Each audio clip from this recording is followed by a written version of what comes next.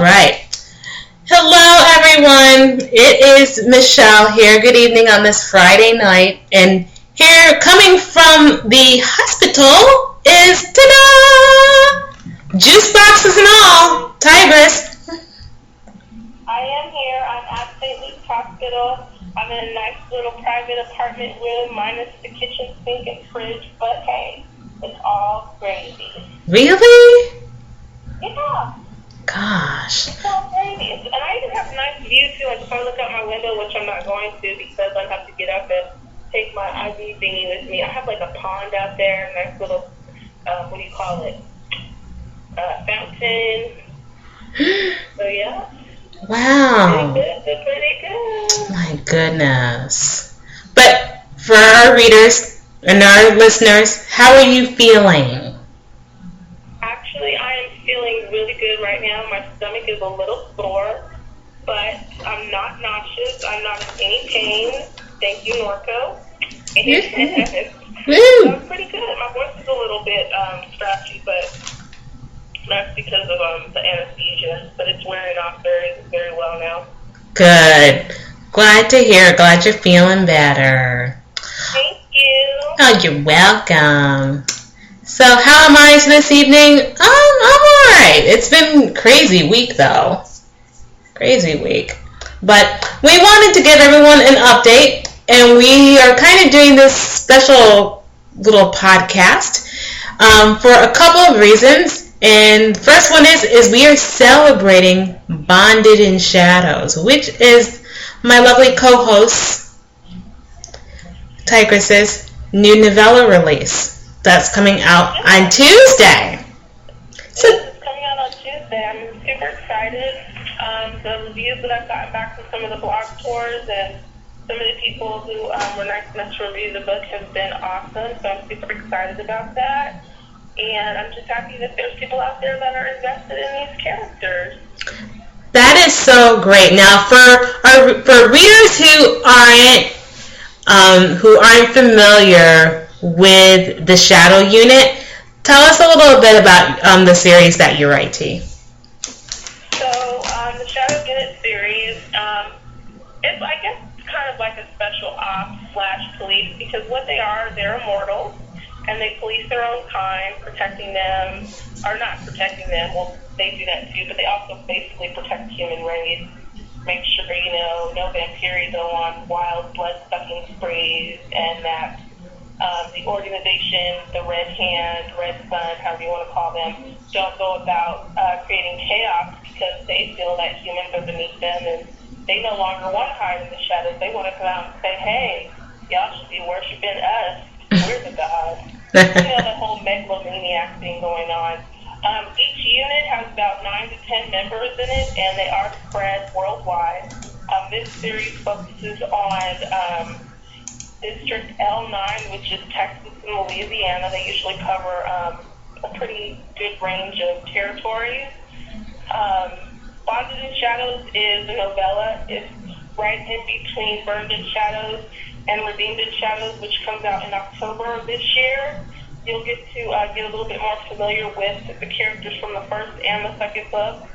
You'll meet a couple of new characters. You'll kind of get to see the plot unfold a little bit more. It's really a wild ride. What I like about this paranormal series and what I've been told is there's a lot of action.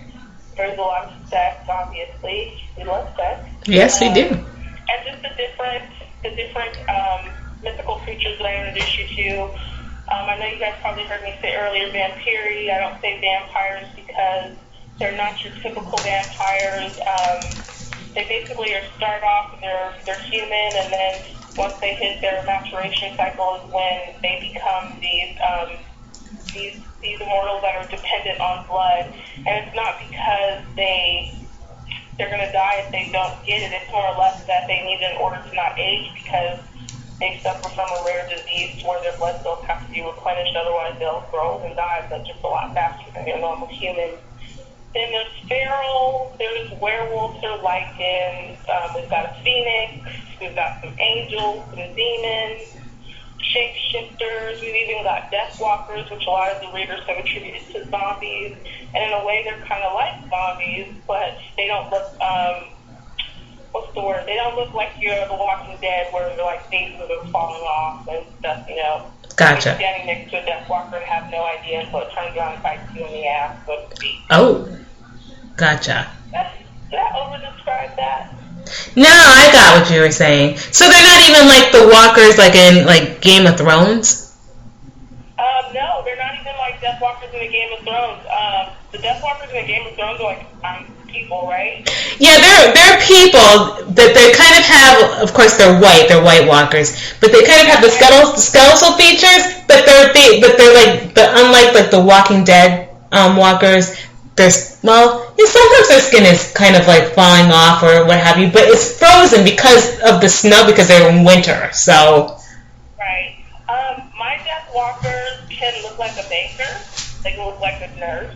Oh. They are controlled by the Red Hand organization, and basically the only reason you can tell is that instead of red blood, they have black blood, and it's like thick, gooey, and they can pretty much think. They are kind of like puppets. They don't moan. They don't make your like normal zombie sounds, but if they're about to do a certain job, they'll go out and do it, and then then you're stuck with zombies that are trying to eat you. Wow. How did you start writing this series? I started writing this series early 2007, late 2008, but I didn't really start focusing on it until about 2011 when my dad got really ill. When I wrote Enslaved in Shadows, I was in a really dark place, so a lot of people at first didn't really like the main character in the first book, which was Draven. So a lot of people had a problem with that. There was also a torture scene that some of the readers had a problem with. And, I was just in a really dark place when I wrote that. So having that been said, I thought the series came off really well. Yeah. It's for me reading it and me just being, I'm biased, I really liked it. So, you're welcome. So I urge anyone to try it out. Trying to think, who is your favorite character in the series so far? Does it change? Do you have more than one? Yeah, you can have more than one. Okay, great. So my favorite characters in the series, obviously everybody loves the twins, Royce and Ronan, because they're delicious. Royce has a sense of humor that's hilarious. Ronan is more of the dark brother. He doesn't really say much, but then when he does speak, you kind of want to pay attention and listen to what he says. And then for those, I'll give away a slight little Easter egg from the first book. I don't know if you even want to call it the Easter egg. I guess, what do you want to call it when you give away something in the book that's important? Spoiler? Yeah, spoiler. There you go. This is the Norco talking people, so if I kind of trip over a little bit, it's because, I'm a little drunk. Ronan actually eats one of his co-workers' brains, Oliver. He's one of the characters in the Shadow Unit. He's actually a member, but he dies because he kind of betrays them. And in order to get what he needs, Ronan basically splits open his head, takes out his brain, and takes a big bite out of his stomach. So I know a lot of people had issues with that. But then, hey, these guys, the ferals, they're animals walking around in human skin. And, in the animal kingdom, it's eat or be killed, So yeah. You eat people or you're going to die. You become the food. So one of the tricks is that they can read minds. So Oliver wasn't talking, and so Ronan decided to speed up the process by eating his frontal lobe, which contained his memories, and he was able to discern the location of where they were hiding one of their fellow members. Wow. Yeah, Ronan was really dastardly in that one. So, of course, the twins are one of my favorites. Another one of my favorites is just Minda, and she's nothing like me, by the way. What I loved about her is that she just overcame so much adversity in her life with the abuse of her first husband, and then having to overcome that abuse, and then working with, these big, tall, manly men. She was kind of timid at first, but then once she kind of broke the character, everyone could kind of see her come to her own. She basically takes no crap, and a lot of people will see that in Bondage when she has her, I like to call it the shining moment. And so, yeah, those are my 3 favorite characters right now. Another character that's becoming one of my favorites is Gabe, and that's probably because I'm working in his book now. And Gabe will show up in Redeemed in Shadows. He also shows up in the first 2 books, but Gabe is he's a very interesting character. He's kind of, what's the word I'm looking for? He's kind of two-faced because he's got this nice side, and then he's got this very dark side that nobody's really aware of, and they won't really be able to come to terms with it until they see in Redeemed in Shadows that he's hiding a really dark secret. Ooh. Interesting. So yeah, we're looking forward to that. Now you tend to write really strong women in your books. Thank you. You're welcome. That's one of the best things that I like about your stories. Where does that come from? Does it come from like just a mixture of people? Is there people in your life where you derive that from, or? I think it's a little bit of both. As writers, and this too, Michelle, we like to people watch, whether it be on TV or real life, and some of the books that we get. And so, I'd like to think that majority of my characters will come from like family members, like my mom. She's a very strong-willed person. She pretty much says whatever on her mind. She doesn't hold her tongue. Sometimes that can be a good thing. Sometimes that can be a bad thing because, some people don't like to hear the truth, or some people don't like to tell that they're doing things wrong. And I think as women in the society, I think if we spoke up more, instead of just falling into that whole category of, keep us in the kitchen type deal. And I know we don't see too much of that anymore, but it's still evident out there. I just want my girls to speak up and say what's on their mind. I don't want them to be afraid. I agree. I agree. I think that's important. Me from coming from being raised by 4 pretty strong women myself, I totally get what you're saying. There's room for that, but there's also room to be empowered and to be strong. And if you want to have a place in business, you can certainly do that. You can be whatever you want to be. My mother's always told me that. My aunts always told me that. My late grandmother always told me that. That's something that can be and should be instilled. I applaud all women in all walks of their life, whether they choose to be a stay-at-home mom, they choose to climb the corporate ladder. I think all of the roles that we take on as women are equally empowering in their own way, and even in every way. I shouldn't even say in their own way, in every way. I didn't want to write characters that were flat or, two-dimensional. Sometimes I freak out and think, oh my God, maybe this character was flat, or they could have did a little bit something more. And I want my readers to be emotional about them. I want them to say, oh, I hated her because she did all these stupid things. But then as the story progresses, I want them to be able to say, even though she was crazy in the beginning, or not as strong in the beginning,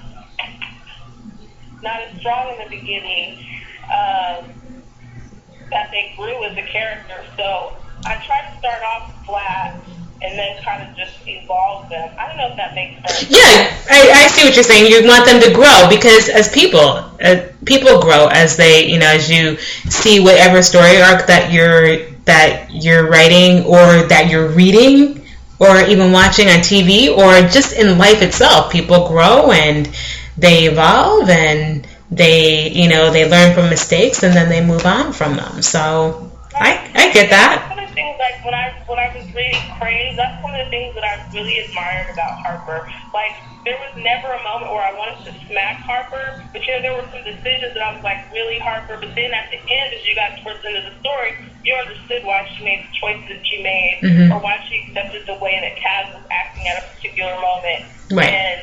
And then, of course, all the fight scenes. I like when you do your fight scenes and your dialogue. It's just that's amazing. I want to be like you when I grow up. I really love it. Thank you.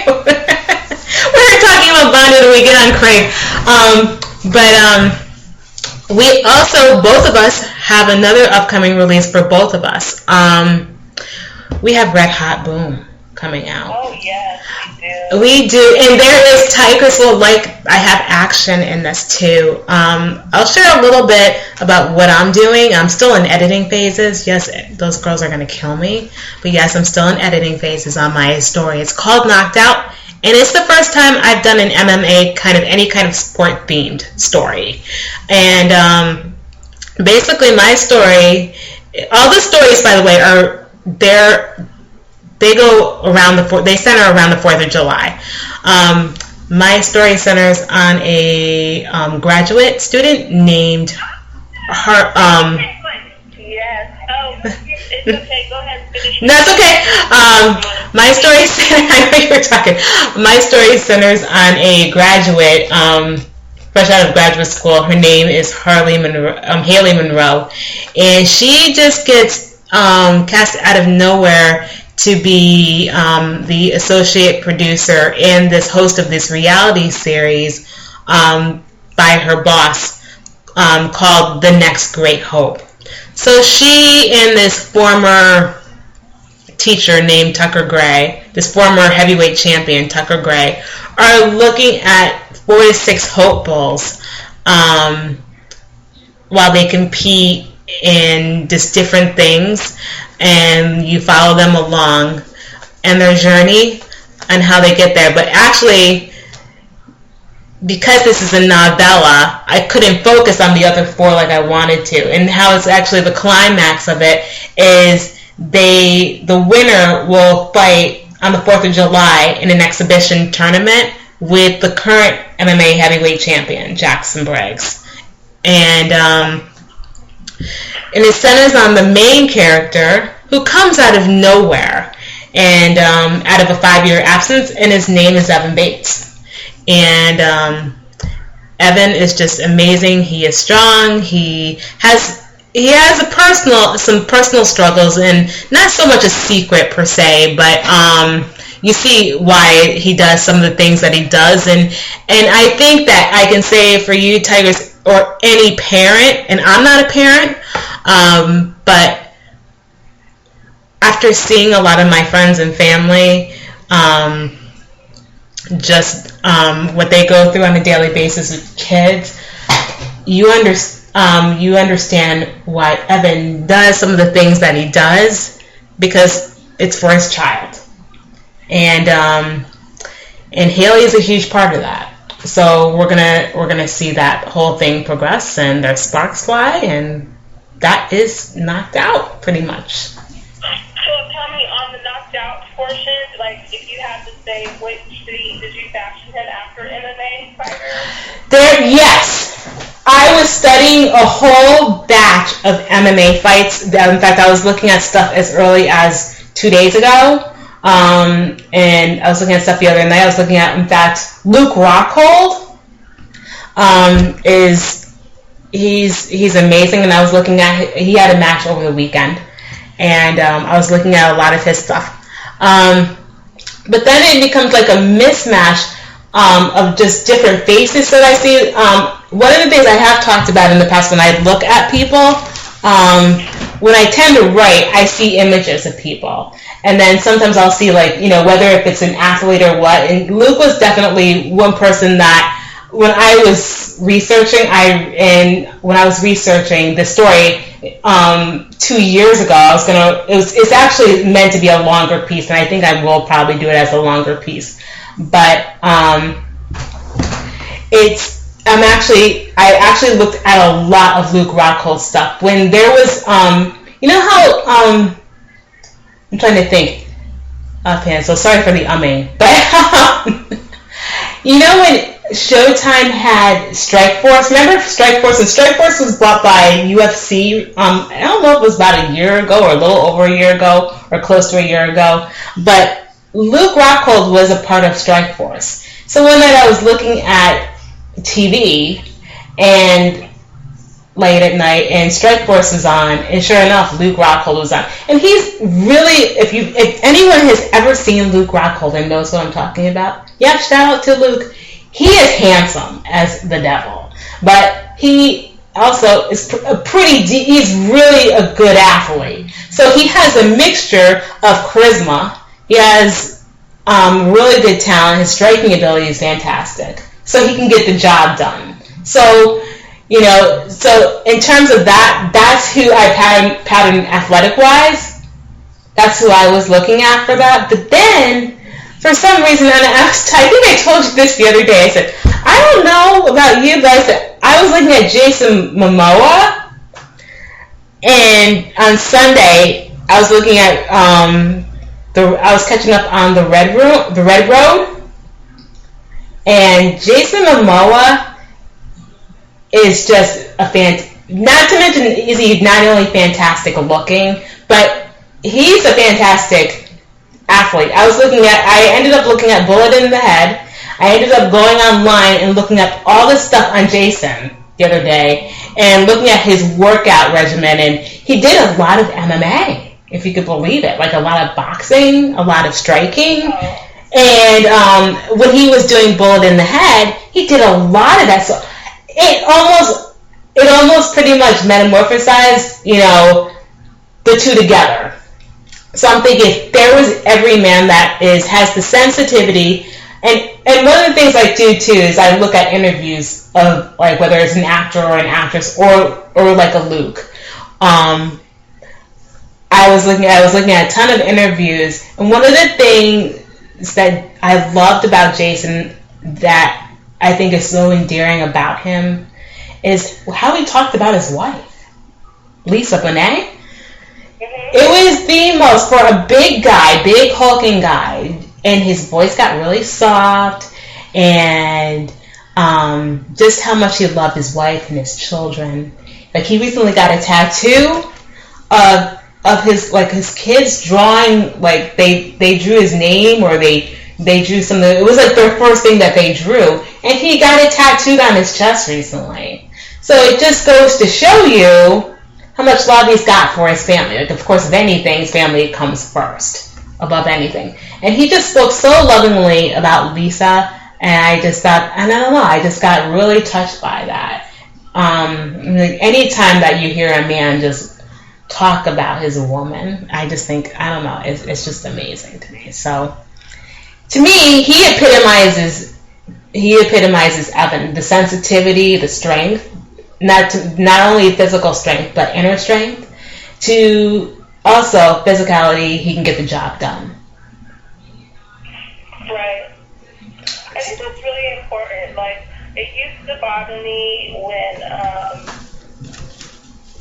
I would try to, look at a character's physique, and it's really hard sometimes to try to describe it, and I commend you on doing all the research that you did for Knocked Out, because I think that aspect, I think that's where I'm lacking on the physical aspect of the research, because you have to know, you have to kind of know what you're talking about. They say, right, but not even kind of have to know, you have to know. So I found myself doing this on the zines, following, because I know we had talked about this before, just going through and looking at different pictures and physique-wise, and even looking at workout routines, because, these guys, you have to work out in order to keep a body. You do. I looked at John Hennigan a lot for when I did Crave, and when I do the Crave series, I tend to look at his stuff a lot, because he does parkour, and he's actually, his physique is patterned after that, and he's just total core, like, athlete, like, headstrong. He's an amazing athlete. So I tend to look at that all the time, or look at pictures and interviews and all that stuff. Awesome. Really quick, guys, one of the things I wanted to mention about the release on Bonded in Shadows is we're going to have some really awesome authors there. We're going to have Michele Villery, who, a.k.a. Kai Langston, who you guys are hearing now speak. She's going to be giving away books from her backlist. So be sure to check her out if you go to KaiLangston.com. She has all her information there. Also, we have Verna DePaul and Karen Tapke, both USA Today bestselling authors, and Verna DePaul is actually New York Times bestselling authors.